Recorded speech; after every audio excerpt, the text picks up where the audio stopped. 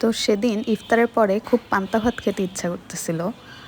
তো দেখি যে ঠান্ডা ভাত নাই, তাই গরম ভাতে একটু হাত দিয়ে কচলাইলাম। কচলায়া আমাদের বাসায় আগের দিনের সারির মুরগির মাংস আর ঝোল ছিল কিছু, এইটা নিয়েই ভাবলাম যে একটু ভালো করে মাইখা নেই, সাথে মরিচও দেই। তো যেই কথা সেই কাজ, মুরগির মাংসের ঝোল নিয়ে নিলাম, মুরগির মাংসও নিয়ে নিলাম। আমি ভয়েস ওভার দিতে পারতেছি না, আমার এখনও খুব একদম মুখ দিয়ে পানি চলে আসতেছে, যেহেতু রোজা তাই। তো ভালো করে কচলিয়ে নিয়ে লবণ দিয়ে দিলাম। আমার মেবি আর একটু ভালো করে আর কি ম্যাশ করার দরকার ছিল ভাতটা, যেহেতু পান্তা ভাত কিন্তু পানি দিলে একদম জাউ জাউ হয়ে যায়। তো ভালো করে আমি কচলায়া নিয়ে এবার শুকনা মরিচ নিছি। আমি যেহেতু ঝাল অনেক পছন্দ করি, তো 5টা শুকনা মরিচ নিছি।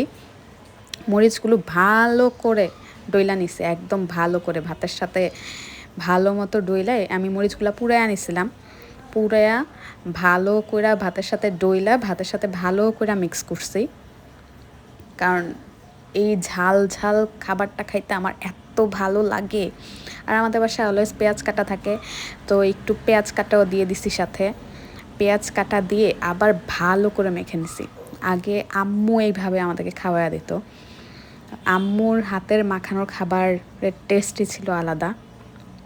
তো আমি একদম ভালোভাবে এটা মিক্স করে নিছি খাবারটা, ভালো মতো সবগুলোর আর কি কম্বিনেশনে একদম এত বেস্ট একটা খাবার হয়েছিল, মনে হয় যে দুনিয়ার সব থেকে বেস্ট খাবার খাইতেছি। ওই বিরিয়ানি, আলুর চপ, আমার সামনে যদি বিরিয়ানি, তেহারি, আলুর চপ, পেঁয়াজ এগুলো দিয়ে দেওয়া হতো, আমি সব কিছু বাদ দিয়ে এটাই খাইতাম। তো সব কিছু মিক্স করে একদম শেষের দিক দিয়ে আমি পানি দিয়ে দিছি। পানি দিয়ে একদম ভালো করে খাবারটাকে মেখে নিছি। মেখে নিয়ে এরপরে খাইছি। আমি এতটা আর কি খাবারের প্রতি অবসেসড হয়ে গেছিলাম যে আর ভিডিও করতে পারি নাই। বাট আমি বলবো অবশ্যই বাসায় ট্রাই করে দেখবেন আপনারা। আমি জানি সবাই এইভাবেই খায়, আমরা যেহেতু বাঙালি আমরা এইভাবে খেয়ে অভ্যস্ত। যদি একটু লেবু হইতো তাহলে আরও ভালো হইতো। যদি এত বড় লোক না, 200 টাকা হালি লেবু বা ডজন তো আর কিনি নাই, আনিও নাই। থ্যাংক ইউ সবাইকে।